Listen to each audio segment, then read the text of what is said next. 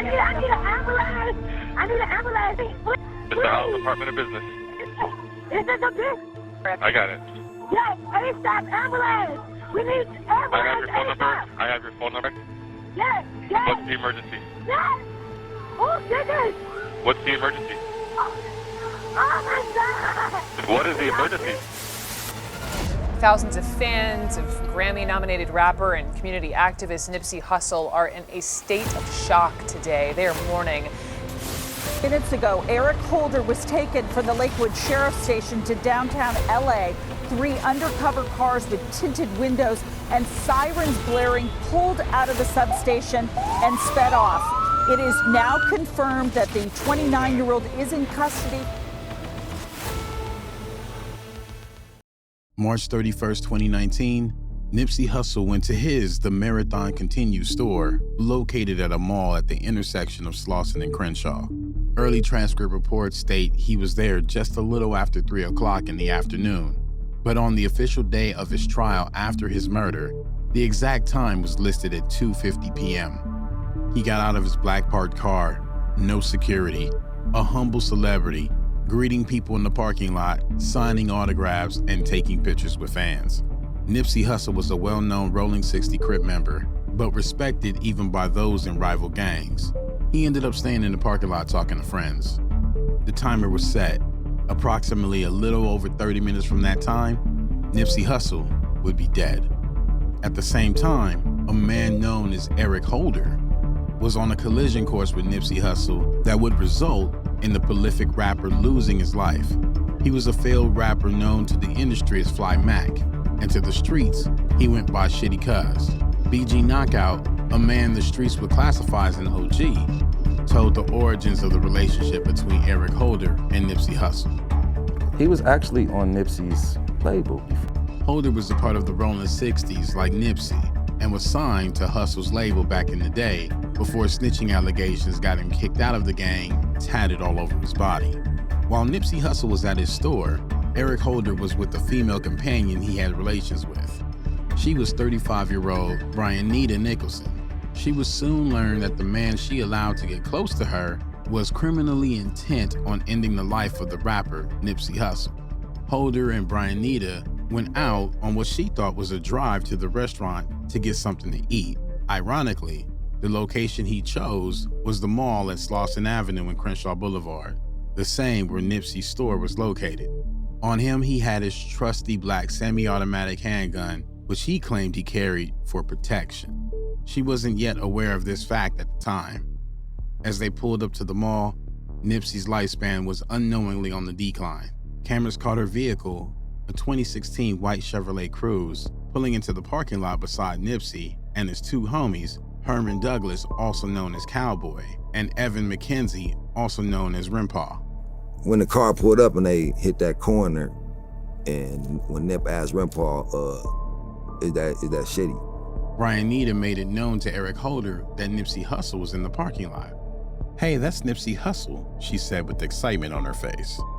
Later, she would testify on the stand with a more detailed description of her expressions. It could very well be she added more fuel to the fire because while with Holder, she mentioned to him, the man that had intimate relations with her, that Nipsey was fine. To her, she was just being a fan of the rapper, not knowing that Holder had bad blood with Nipsey. Holder almost just ignored the mention of Nipsey, which should have been the first sign as to the horrific events that was in play. Holder went about his business as normal, or so it appeared. He got out of the car, no shirt on, and went into a food place called Master Burger. But once he placed the order for his food, his attention switched right to Nipsey. At this point, Nipsey was still in the parking lot talking to 2 of his friends when Holder approached. He started shaking everyone's hand, including Nipsey. The conversation lasted several minutes before Brianita failed to assess the situation, instead coming to Nipsey for a picture. That's when her instincts should have kicked in. Brianita then claimed to barely have heard the conversation of snitching coming up, with Nipsey almost just brushing Holder off like a friend you no longer had ties with. At that point, Nipsey's life was growing closer to being taken.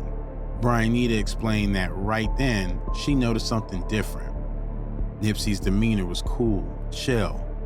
But Holder, his emotions began to spike as he got a bit agitated. Cowboy, one of Nipsey's close friends, right there with him, expanded on the conversation. He stated that Nipsey was telling Holder there's word on the streets that paperwork on him is floating around. In the gang culture, snitching is not tolerated. You lose all credibility, and worst case, you can lose your life. Maybe due to past affiliations, Nipsey tried to give him an out instead of dealing with him by the street code. According to Cowboy, Nipsey calmly said, "I haven't seen the paperwork. You need to take care of that." Another witness gave an even more heartbreaking account of his statement. It was as if Nipsey still had love for someone he once called his brother and just wanted him to get himself straight with the rumors floating around. Later in an interview, Cowboy also recounted the sentiments of the witness. Nipsey held no malice in his heart. Nipsey Hussle was composed, not trying to give Holder any more time than he already had taken up. He turned from the conversation toward Brianita, who he saw as a fan, and asked if she wanted a picture. Of course, she agreed. That was the last picture Nipsey would ever take. Moments later, Holder went back into Master Burger to collect his meal. He returned to the car and told Brianita to circle around back, brandishing his weapon. After questioning his motives, Holder laughed it off and directed her to pull up at a spot to the back where he could eat his meal.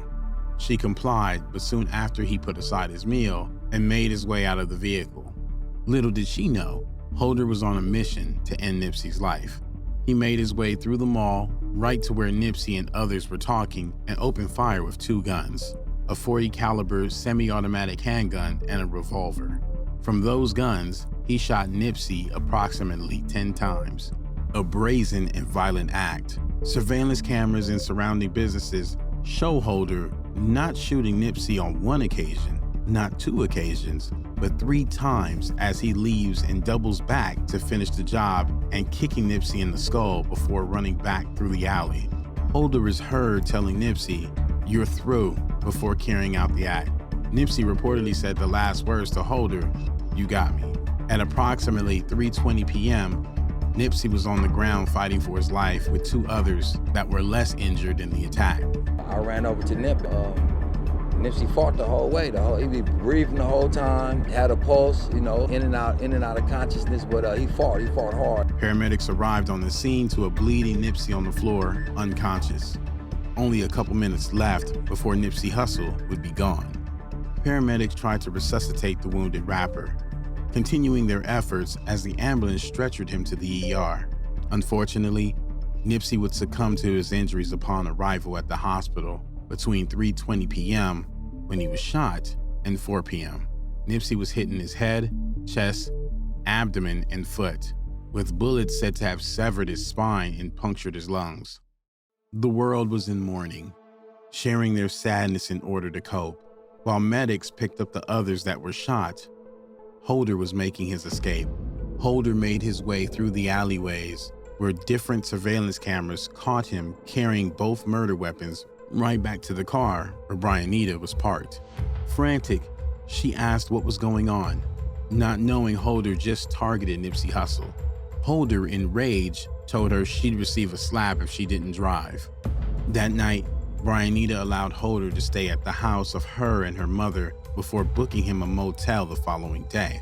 At this time, claiming to not connect Holder to Nipsey Hussle's incident. But word spread through the streets, and now not only his life was in danger, but everyone around him. His family was rumored to be targeted, and his brother crumbled under the pressure, taking his own life. Most of them, I think his little brother killed himself. The LAPD was quick to put out information on Holder's arrest, and his luck would run out. On April 2nd, after the bulletin was posted, officers were tipped off about the possible whereabouts of Holder in the vicinity of Bellflower. He was tracked down and apprehended to face charges for the hit in 2 attempts, along with the count of possession of firearms by a felon, assault, and assault with a firearm. Everything was stacked against him. There was no dodging. He was the trigger man behind Nipsey's demise.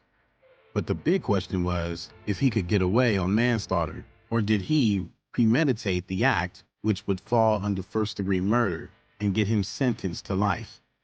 Holder's legal team tried to spin the situation as a crime of passion, which means he didn't intend to take Nipsey's life, but in the heat of the moment being called a snitch, he lost control and committed the act. Before he could find out his fate, prisoners made sure to get some type of revenge, brutally beating Holder unconscious in a holding cell, slicing him with a razor, leaving him with a swollen eye and staples. The jury gave a second beating, this time legally. Convicted Holder of first-degree murder, Eric Holder has a long road ahead to face behind bars for his actions. Nipsey Hussle's fans, friends, and family mourn his passing, but have some closure to the person responsible for taking his life. He might be gone, but his legacy lives on.